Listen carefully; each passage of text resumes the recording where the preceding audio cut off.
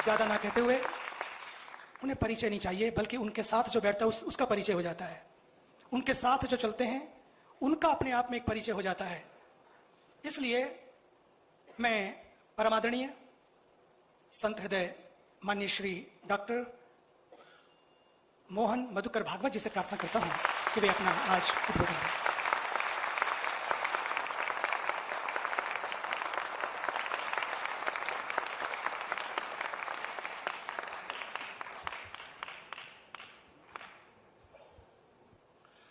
महामहिम उपराष्ट्रपति महोदय,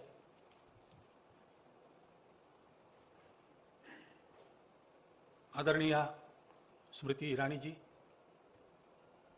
मंच पर उपस्थित सभी संत विद्वज्जन, नागरिक सज्जन, माता भगिनी, जिसका अपना बल कम होता है उसका बल परिचय से संत लोग बढ़ाते हैं।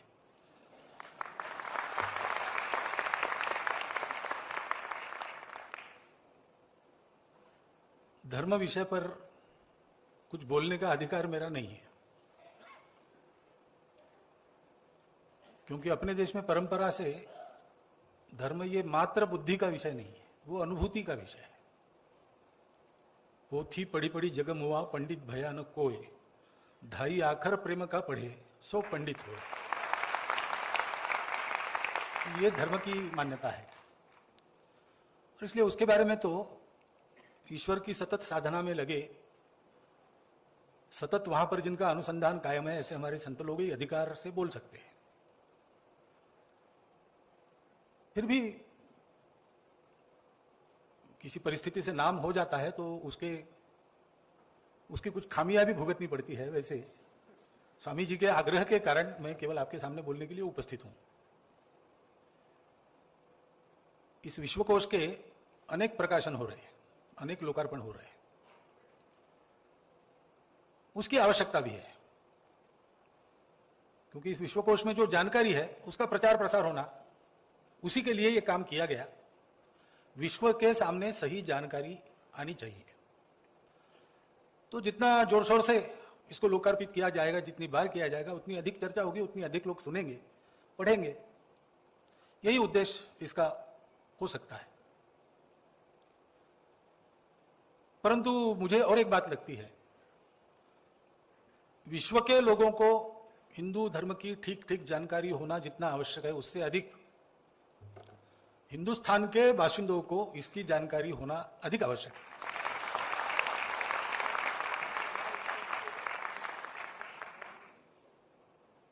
क्योंकि तत्व और व्यवहार, लोग इसको दो पहलू मानते हैं। अरे वो तत्व में ठीक है भैया, लेकिन व्यावहारिक नहीं है, ऐसा कहने की आम पद्धति है। प्रिंसिपली ठीक है, प्रैक्टिकली ठीक नहीं। लेकिन हिंदू धर्म की मूल प्रस्थापनाओं में यह बात है कि जो प्रिंसिपली ठीक है वो प्रैक्टिकली ठीक होना ही चाहिए, और जो प्रैक्टिकली ठीक है वो प्रिंसिपल के अनुसार होना चाहिए। तत्व और व्यवहार को दो मानकर चलना ये हिंदू धर्म नहीं है। और इस अर्थ में हम देखें तो हमारा देश, हिंदू समाज जो भी भुगत रहा है, उसके अनेक कारण होंगे, लेकिन उसके पीछे मूल प्रमुख कारण यही रहा है कि तत्व और व्यवहार, इसको दो मानकर हिंदू समाज चलने लगा। पहले कुछ कारण होंगे, स्वार्थ के कारण होंगे, और भी कुछ कारण होंगे, लेकिन वो इतने दिन चला कि अब तत्व क्या था यही जानकारी लुप्त हो गई। अभी कुछ ही दिन पहले दिल्ली के हमारे स्वयंसेवकों के एक शिविर में मैं था, तो मुझे एक हमारे कार्यकर्ता ने प्रश्न पूछा कि जो मूर्ति पूजा नहीं करते उनको हिंदू कैसे माना जाए। तो मैंने उसको पूछा कि मूर्ति पूजा किए बिना हिंदू कहला नहीं सकते, ऐसा कहीं मिलता हो तुमको तो मुझे लाके दो, फिर मैं विचार करूंगा। क्योंकि धर्म शब्द का अर्थ ही आज बदल गया है, और वो हमारे कर्म के कारण बदल गया है। हमने केवल कर्मकांड को धर्म समझा और वैसे ही चले, सैकड़ों वर्ष चले, उसके परिणाम भी भुगत रहे। तो वास्तविक धर्म का अर्थ क्या है? मैंने 3 अर्थ सुने हैं। मैंने बताया, मैं क्योंकि इस पर अधिकारी नहीं हूं, इसलिए मैंने जितना सुना है उतना ही बताता हूं। पहली बार ये धर्म शब्द मैंने जरा गंभीरतापूर्वक सुना, ध्यान देकर सुना, वो मैट्रिक में मैं था तब, क्योंकि हमारी टेक्स्ट बुक जो थी फिजिक्स की, जनरल प्रॉपर्टीज ऑफ मैटर, तो मेरा मराठी माध्यम था, तो मराठी में उसका नाम था सामान्य वस्तु धर्म। हर एक वस्तु का अपना धर्म है। पानी का धर्म है बहना, आग का धर्म है जलाना। तो प्रत्येक वस्तु का जो स्वभाव है उसको धर्म कहते हैं। उसी समय हमको सिविक्स वगैरह वगैरह भी पढ़ाया जाता था, थोड़ा थोड़ा सोशल स्टडीज नाम से एक विषय रहता था। तो उसका वर्णन करते समय पुस्तक में तो ये शब्द नहीं था, लेकिन हमारे शिक्षकों की बात में आता था, राजधर्म, प्रजाधर्म आदि आदि शब्द आते। तो तब मैंने समझा कि कर्तव्य को भी धर्म कहा जाता है। और बाद में संघ की प्रार्थना का अर्थ थोड़ा गंभीरतापूर्वक पहली बार जब सुना, 10वीं के क्लास में था तब, तो उसमें एक बात आई कि अभ्युदय और निश्रेयस दोनों साधने वाला धर्म है। यानी इस लोक में भी, भौतिक जीवन में भी कल्याण, उत्कर्ष, प्रगति, और जो मानते हैं उनके लिए परलोक में भी प्रगति, दोनों एक साथ साधने वाला धर्म है। बाद में और एक सुना कि धर्म के कारण धारणा होती है, धारणा धर्म इत्याहु धर्मो धारयते प्रजा। यानी धारण करता है, जोड़ के रखता है, गिरने नहीं देता, ऊपर उठाता है। तो जो जोड़ता है वो धर्म है, तोड़ने वाला काम धर्म का काम नहीं है। अब इसमें जितना आज तक सुना है उसमें कहीं भी पूजा का उल्लेख नहीं है। अब सारी दुनिया में धर्म का भाषांतर रिलीजन किया जाता है। उसके बारे में थोड़ी खोजबीन की तो पता चला कि जानकार लोग कहते हैं कि इसके लिए प्रतिशब्द और किसी भाषा में नहीं है, केवल भारतीय भाषाओं में यह शब्द है। और हमने पहले विदेशी भाषा में अपने विचार सुने, पढ़े, तो रिलीजन का भाषांतर धर्म किया और इसलिए धर्म को रिलीजन कहने लगे। अब ऐसे कई गड़बड़ियां हमारे बुद्धि में पक्की बैठ गई है गत सैकड़ों वर्षों से। तो वास्तव में हमारा धर्म क्या है, हमको जानने की आवश्यकता है, जानकर उसके अनुसार आचरण करने की आवश्यकता है।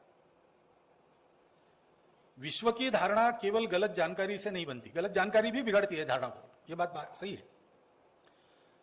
परंतु जो दृश्य दिखता है उसमें से भी कुछ मत बनते हैं। और अगर कोई धारणा बिगाड़ना चाहता है तो ऐसे दृश्य उसको बल प्रदान करते हैं। तो धारणा ठीक करनी है तो दृश्य बदलना पड़ेगा, हमारा आचरण बदलना पड़ेगा। और आचरण बदलना है तो स्वामी जी ने कहा कि जो जड़ को नहीं छोड़ते,